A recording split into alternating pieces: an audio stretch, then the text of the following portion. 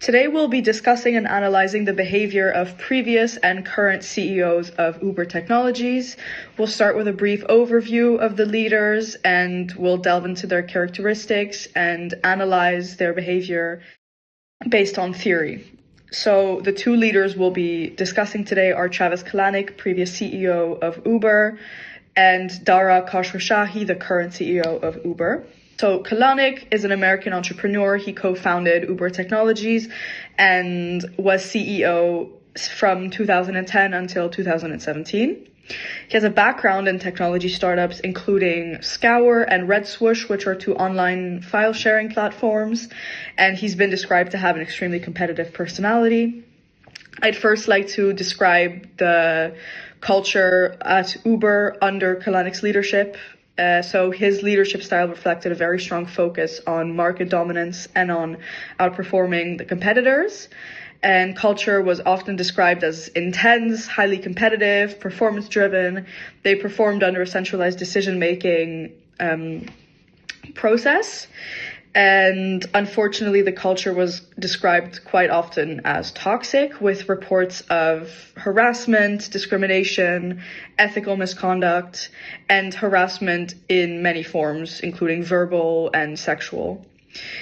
Public scandals and regulatory conflicts actually hindered Uber's reputation. So following pressure from investors and negative media attention, Kalanick resigned from his CEO position and from Uber in 2017, which is when Dara Khosrowshahi was appointed as CEO following Kalanick's resignation. Khosrowshahi was the previous CEO of Expedia, and the reason they brought him in was because he was known for his stable growth, or his maintenance of the stable growth of Expedia, as well as his strategic thinking and his collaborative leadership approach. His primary task when starting at Uber was stabilizing the company's reputation and cultural repair. So restoring the public's faith in the company, but especially restoring employees' faith in their own company. And so hiring Khosrowshahi transformed the culture of Uber from growth at all costs to a more sustainable and responsible development.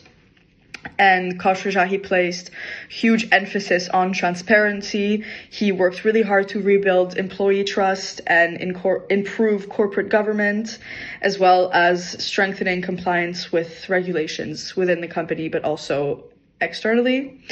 And his aim was to foster a generally healthier workplace culture and to increase long-term credibility. Thank you, Iris, for the little introduction. And now I will talk a bit more why we consider Travis a bad leader and why we consider Dara a better one. Starting with Travis, we considered him a problematic leader mainly because of his aggressive and highly competitive management style. He strongly promoted the win-at-all-cost mentality. And while that definitely helped Uber to grow to this really fast and huge company, it also created a very toxic internal culture. So employees reported intense pressure, internal competition, and there were even cases of harassment that were not properly addressed. But there are even more ethical controversies. So under his leadership, Uber was also involved in many public scandals.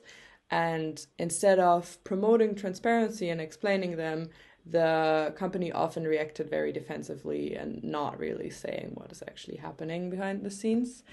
And therefore, our assessment of him was very similar to also what we found for the professional evaluations.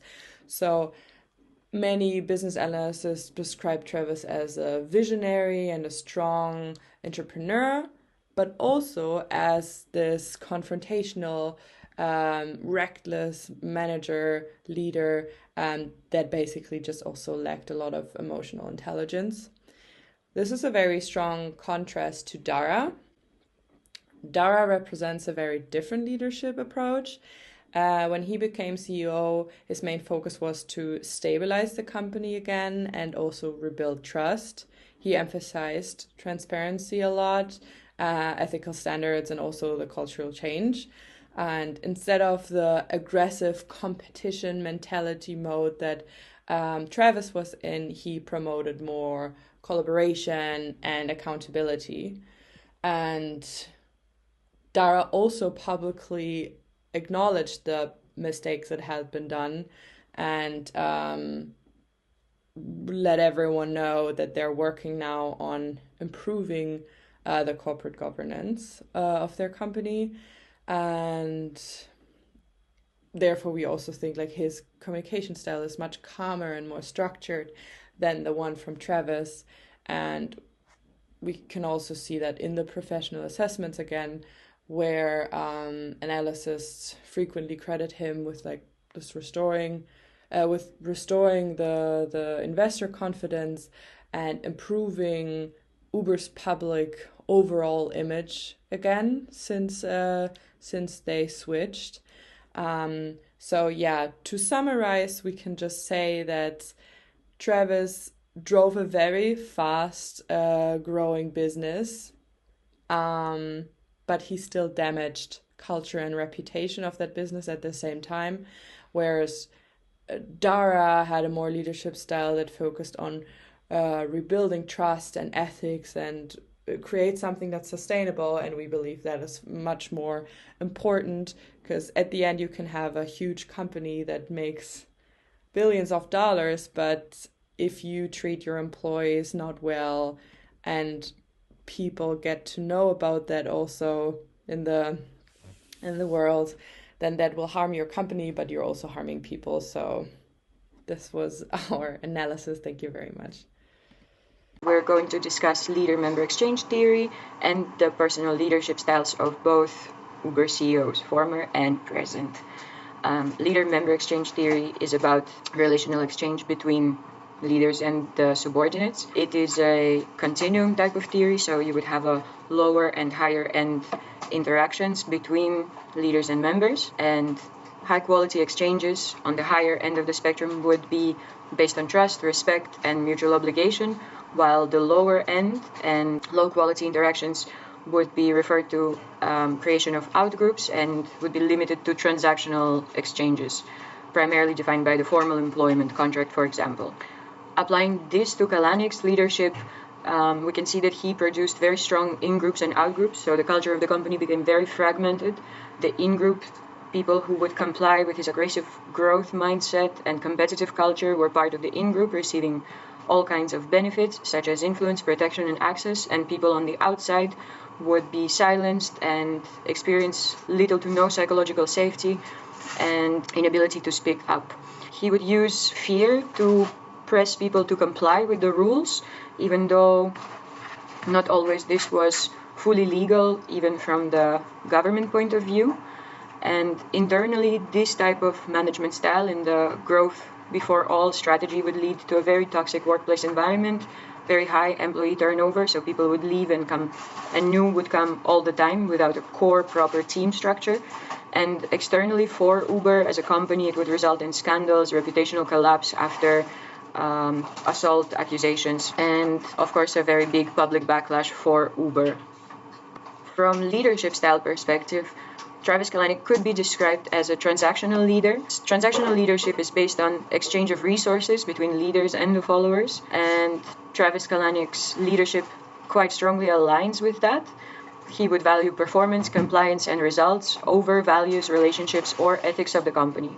Rewards were tied to outcomes, and pressure was used for motivation for the employees. This created a very high performance but a very high risk organizational environment with short-term success but long-term cultural instability. The second leadership style that Travis Kalanick does possess is a strategic leadership style.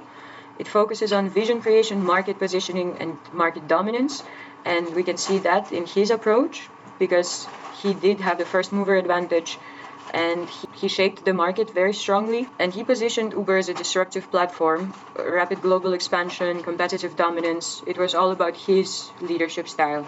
He did create rapid scaling and global scaling for the company, very competitively aggressive. However, in short term, it did result in a very high profit for the company, long-term reputational damage, and no workplace safety at all followed after this.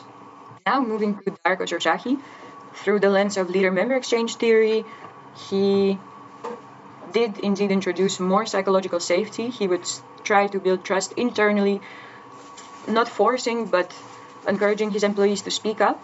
He would bring the in-groups and out-groups together, trying to create less fragmentation in the company, and he shifted the focus of the company to inclusion and transparency. Of course, internally for the company, the morale improved, the culture within the company started healing, and the engagement of the employees also increased. Externally, the company's legitimacy was slowly restoring. Ethically, the brand was changing towards a more sustainable and more ethical side, and then increased credibility from the public also followed from that. His leadership styles are more ethical leadership and transformational leadership. So from the ethical leadership perspective, he would possess a high moral role in his company, and he would be a moral manager, embedding ethics into the system. He started reforms, he started forming the norms, and he also started a speak-up culture that really helped the employees to feel more trust and safety in the company. As well as the transformational leadership style that is very values-based. He was focused on cultural change rather than just domination. So cultural reset followed from that. He tried to restore employee voice, and he focused on inclusion of all the employees in the processes of the company. And for the organization overall, it did lead to rebuilding of legitimacy of the company. Employees started expecting ethics as a given from the company, which has never happened before, and the misconduct from the political side and the public side decreased quite a lot. Based on our comparison between the two managers, we can now translate the leadership style into the do's and don'ts. Let's first look at the do's. Effective leaders should foster psychological safety. As we saw in the theoretical section, when employees feel safe to speak up, they're more engaged and innovative. Dara's leadership focuses on rebuilding trust and transparency, which aligns with research on team effectiveness and psychological safety. Second, leaders should support autonomy, competence, and relatedness as described in the self-determination theory. When these basic psychological needs are met, employees experience intrinsic motivation and higher performance quality. Third, leaders must communicate transparently and act ethically. Organizational justice research shows that fairness in processes and respectful treatment strongly influences employee attitudes and performance.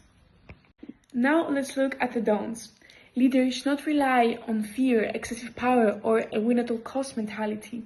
Under Kalanick's leadership, high-performance pressure created a toxic culture. They should also avoid excessive centralization of power and the creation of in-groups and out-groups. According to the LMX theory, an equal leader-member relationship can fragment culture and reduce psychological safety. Finally, leaders must never ignore ethical boundaries. As we saw, weak compliance structures and ethical misconduct can lead to reputational damage and high turnover. Overall, effective leadership is not only about growth and result, it's about creating sustainable performance through trust, fairness, and psychological safety.